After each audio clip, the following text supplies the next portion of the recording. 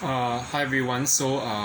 Anyway, tonight I'm actually free, so I'm taking this chance to make a video while I'm still actually at home, and yeah, before I actually go out or take a walk or something like that, because actually I'm a bit tired from leg workout or everything. But I just want to actually make a video about this particular thing which has been on my mind, and I actually heard this before from someone else. If you actually have been following the other channels on narcissistic abuse and how narcissists behave, okay, there's something that is a very recent thing. I think it's called shit testing. Okay, so this particular topic of today is how narcissists shit test you. Okay, why do they do that? This particular thing about shit testing. Okay, what exactly is shit testing? Okay, I know it sounds weird. I mean, there's no such word in the English language. It just came out recently, because everyone has been talking about how narcissists push boundaries. Okay, one thing is that shit testing is literally someone actually doing something to push your boundaries. Okay, they keep on doing something despite knowing that it's not good, and it's actually a sign of disrespect and lack of maybe trust, or even love and concern, or even any kind of thing, affection for you, but they still choose to do it. Okay, especially for narcissists, not just narcissists but toxic people. They shit test you to know how much you can put up with. So let's say if during the first time that they do this shit testing, and you just don't, you remain unmoved and you seem quite indifferent, and it's like, oh, it's okay, I'm not and or if you react in some way which is like if you're giving them supply, they will keep on doing that, and it will get worse. It will definitely get worse, because shit testing is essentially pushing the boundaries. And the one thing is that it's done by a lot of people. It's not just done by romantic partners. It can be done by even, let's say, people you meet for the first time in your life, or even people you have known a long time. Okay, this thing about shit testing, it just points to a lack of respect, a lack of boundaries. And the one thing is that this is really ridiculous. They can even do it even after they have discarded you. Okay, I'm not joking. Narcissists do that, okay, because they want to test your boundaries and see how much you can put up with their nonsense. And okay, just let me talk a little bit about how they actually do that, how they push your tolerance to test, not just push, but test your tolerance to see how much you can put up with. Okay, I'm going to talk a little bit more about the beginning, like during the so-called love bombing stage and the evaluation stage before they actually discard you, how they're going to do that shit testing. And sometimes it might come up at the most unexpected moments. Okay, there are 1 2 3 4 5 6 7 8, there are at least 8 different situations that I actually have actually found out, or actually have thought about, as examples of shit testing during the point before they discard you. Okay, so let me put up with me before I actually move on to the part about them shit testing you after they have discarded you. Okay, the first one is actually being very nice to you predominantly. So basically, when your guard is very low, just at the point when you are really trusting towards them, they suddenly blow up over something which is almost unnecessary or non-existent all of a sudden. So basically, shit testing is that they can create some seriously almost non-existent pretext for getting angry at you or criticizing you, and that is one example of shit testing. Okay, the other example of shit testing, which is probably very obvious, but it's actually a technique used by covert narcissists. Okay, and they love to do it all the time. That method is to insult, mock, or throw very barbed remarks. Okay, barbed remarks are BARBED. We can also call them backhanded compliments. They can just throw it at you, and then after that they will just say, oh no, it's just a joke. They try to brush it off, okay, as nothing when you confront them or tell them that they are hurting you or disrespecting you. You just say, oh, why so serious? It's just a joke. You're so sensitive. This is shit testing in another way, okay? And I believe that most of y'all have come across this. Sometimes, they'll say, oh, you're so, everything can be so nice. And halfway through, they'll just say, oh, you're so ugly in this. You're so bad in this. Ha ha ha ha ha. And it's like, I didn't ask for a comment on that. Why do you do that? I say, oh, no, just a joke, just a joke. They'll tell you that, okay? That is shit testing, okay? By insulting you. Okay, and the third method is actually to withhold respect, love, and affection from you until you actually beg for it or actually plead with them for it, or until you actually capitulate to their, to their whatever, their demands. Okay, I actually have talked to a psychologist before about this while in therapy. She said something once to me, and she said, it was actually a few weeks back. She said, that when it comes to people like narcissists, they, or even just anyone, not necessarily just narcissists, but even people with an ulterior motive, sometimes they give you a little bit of affection and whatever when you're vulnerable, and we take that vulnerability. I mean, we are at a very vulnerable state, and we take that kind of attention that they give us as a sign of actually love. But at the very same time, when after that, they'll try to use something like, they dangle a little bit of a carrot in front of us. She said that one of the carrots that they love to dangle in front of us, ironically, is actually sex. She said, oh, don't buy into it. People just buy into it, and when they buy into the sex, they get hooked, but they don't realize that it was actually fake, and it was actually meant to make them feel good only at the moment, to make them think that mistakenly that the person cares for them, when the person simply couldn't and just wants them for an ulterior motive. And then the problem is this, narcissists actually love to do that. They actually withhold, and they know when to withhold and give you things. The predominant part of it is actually the shit testing is just withholding, because they know that it will have an effect on you. Okay, so that's one thing. Okay, withholding love, respect, and affection until you actually plead for it, or until you actually capitulate to their demands. Okay, that's a form of coercion, but they do that, and they are very good at doing that. Okay, the next one is to gossip about others in front of you, and then observe your reactions. They shit test you by that.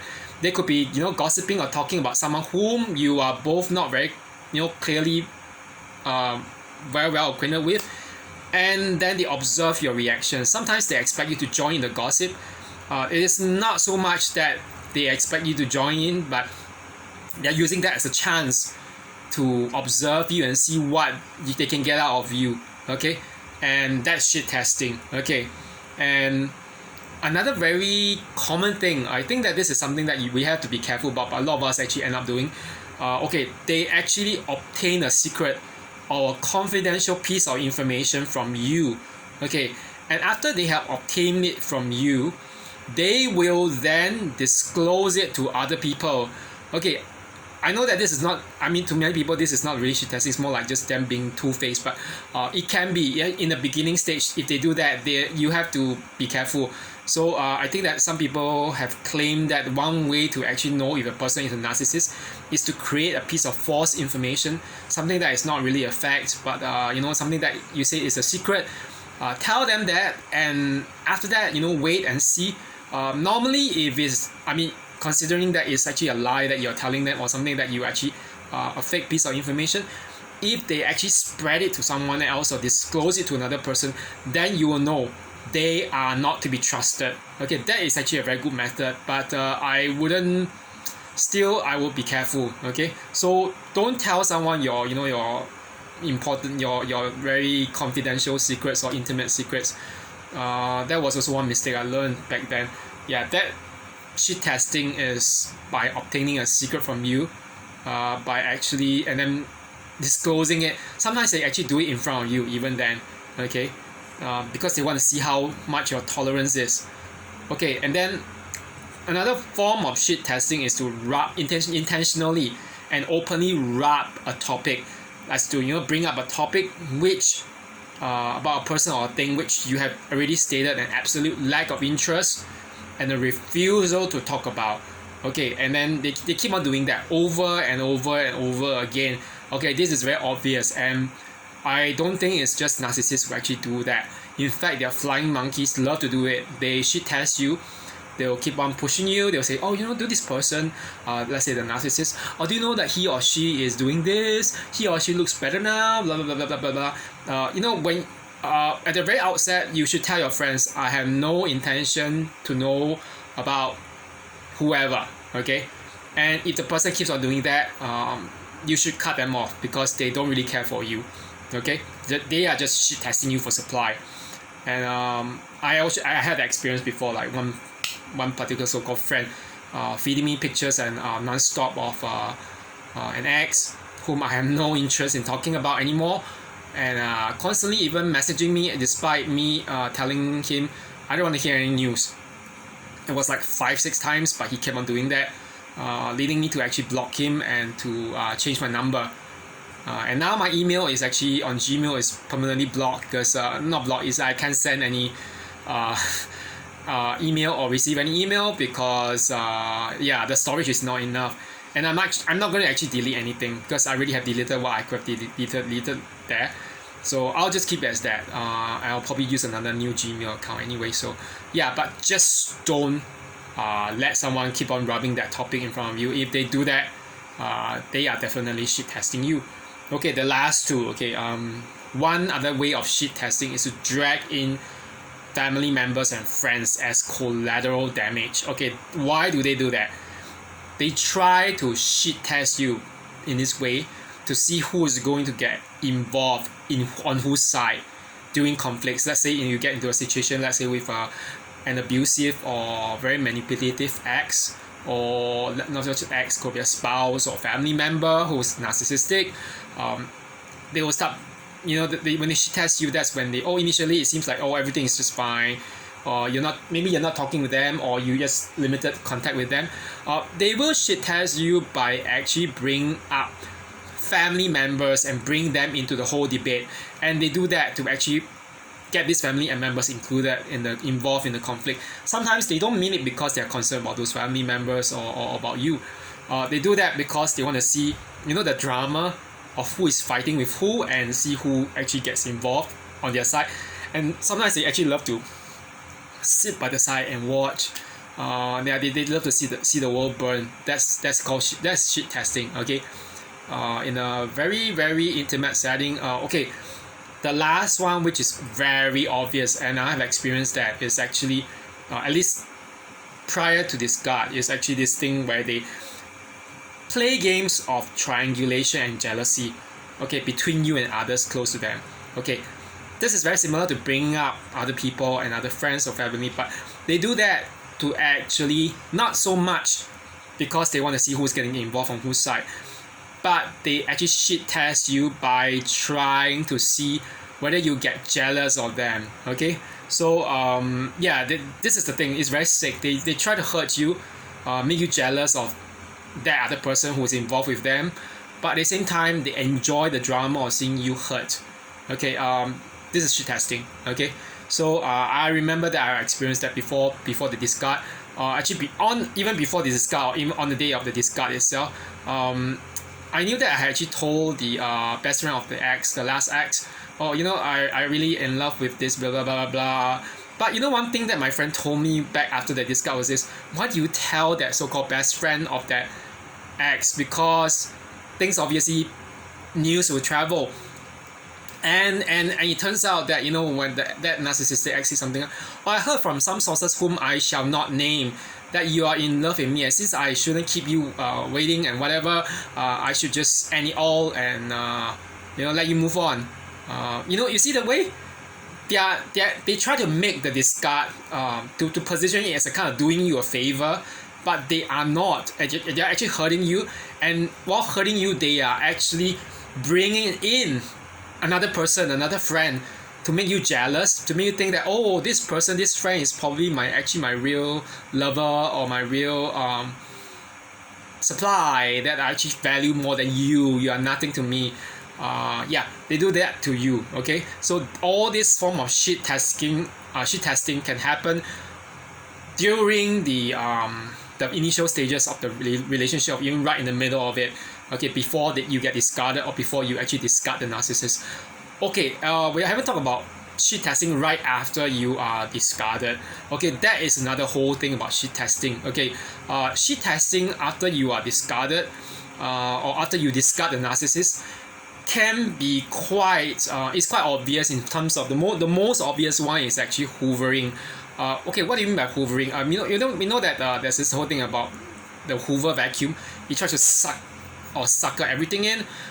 This is what they do by hoovering. Okay, shit testing is a form of hoovering, but the difference is that they actually do it in a very subtle. It's a very subtle way. They do different things. For example, they try to test the waters, try to see whether you react. For example, they will smear you. They will smear you. They will actually create a very very ridiculous story about you. You know, telling other people. You know, maybe Kevin is doing this thing. One of the few things that people said was that I was going. What did the ex say? Oh, that I was going sleeping around with many other people. Like numerous people, and then I was a rapist. I was a serial. I was a serial rapist or serial sexual assailant or something. They do that, okay, and sometimes they know that, of course, that people, they want to see who actually believes them, but they also want to see whether you actually react to that. Okay, and that wasn't done by ex back then. It was actually done. It was done by one ex, but other than one ex, it was also done by someone who was actually a former friend, who went around claiming that I was a pedophile when I wasn't. Okay, and saying, oh, Kevin likes young boys. What the fuck? And there's no basis, and this could actually hurt me in my jobs because I teach. Okay, but no one really believed them in any way, so because they're all a bunch of liars. But they do that. Okay, they want to see whether you actually confront them. So shit testing is that, by smearing your name and creating the worst rumors, some of which is actually slanderous. If you need to, actually, you might want to consider using the defamation law, keeping evidence of them defaming you, and then prove that their defamation of you has actually affected your chances at certain things like your work or career. Or in some cases, I know that some people want to use they use the cease and desist, DESIST, cease and desist, to tell someone. It's a kind of like a restraining order. I know restraining orders are like to prevent violence, but or assault and everything, but physical abuse, but there's also the cease and desist order, which is actually to prevent someone from speaking about you. And it is actually also part of a police order. It can be used that way, or a legal order, but you have to try to it might differ from state to state, from country to country. I didn't do that anyway. These people were not in my purvey after a while, and even if I bump into them, I just ignored them, because I knew that these people, they thrive off shit testing people. Okay, that's one way, by creating the smear campaign. They do that to shit test you. Okay, another way that they do shit testing is actually getting their friends, or your common friends or common acquaintances, to actually talk to you, to check in on you, and then they will actually mention that particular person, that ex or that family member, even though you're not, so you told them, I'm not interested in talking about that. They will do that. I remember that actually this one time there was one acquaintance whom I barely talked to. All of a sudden he was talking about do you know this person? Do you know this person? And I was like, how's your life? But I felt very uneasy, because I wasn't talking to him for a long time. I don't see him as a very close friend, and all of a sudden he was talking a lot to me and just asking me how do I look now. They even ask you about themselves, so it's like it kind of like makes you lower your guard, because you think that they are not meaning any harm. But later on, halfway through the conversation, it's not even halfway, it's like in the beginning of the conversation, they mentioned the name of one particular ex narcissist in my life, and then another flying monkey, whatever, and I said, I don't want to hear anything. Can you stop talking about these people? He said okay, and I blocked that person, because I realized that the person wasn't going to stop. Or even if he did stop, what's the big deal? He's gonna like relay news back to the ex-narc and all the flying monkeys and yeah. So one thing, they send their friends to check in on you. That's cheat testing. And I remember that it wasn't just one. It was like maybe 1, 2, 3, 4. Oh my goodness, 3 or 4 of them. They do that. Okay, sending your friends to actually cheat test you. This is indirect, but they do that all the time. Okay, the third way of cheat testing. Okay, this is a very very sneaky and very disgusting way. When they have discarded you by either ghosting on you or doing it directly, like dropping you like a hot potato, or when you have actually discarded them, they will still harass you. Okay, what they do, they can't make it so obvious, but they do it in a very subtle way. Guess what? They use your social media. They shit test you by actually liking random posts. Okay, they use your social media or your contact particulars against you. So what they do is to randomly follow your social media, stalk your social media, and then they will like. Yes, they will like. They don't want to speak. They might not actually. They probably won't actually speak to you, but they will like your social media. Put a like there, and yeah, it's to tell you, hey, I'm here. I'm gonna see whether you're gonna react to me. Okay. The worst case scenario that they will do is to actually send you a missed call. Yeah, a missed call or a message. Are you okay? Yeah. It's called like, it's also again shit testing, because they're trying to test the waters to see whether you react to them. So they will send, oh, I heard from whoever that you're doing this. Whatever, you're not feeling, you're not good. Okay. In this case, do not respond whatsoever. Okay, immediately delete the message or block the message, or even for the call, block that call. This is actually going to be very serious, because they will keep on doing that. And if you actually even reply to them or send it back to them, they will actually pull their techniques like, there are only two possibilities. One, they'll be so mean to you, being that who they are. The second one is that they will pretend to be reclaim it, saying that, oh, they miss you, whatever. But actually we know that it doesn't work that way, because once they actually get you hooked back in, the abuse will actually escalate back again. It gets, the so-called love bombing and the evaluation stages get shorter and shorter, and they become more and more intense, and yeah, so the abuse will become more intense. You don't want to do that. So please, if you need to, change your numbers. I know some people who actually even move towns. I haven't had to do that, because thankfully the narcissist is not in my area. I mean, the narcissist is still in my area of town, but we never bump into each other, and we don't have common friends and everything. So don't have common friends. Please don't have common friends. Okay, if you realize that those are common friends, they are probably not on your side anyway. Distance yourself from them. And okay, the other thing was to, oh yes, I know some people have talked about this, claiming that they have something of theirs on your side, or that you owe them something. Okay, they will say, oh, you owe me this money, or you owe me this thing, please return it to me. That's when they say, oh, this is my property, your property. They get very possessive. In fact, it's not really that they're possessive. It's just that they want to see how far you respond.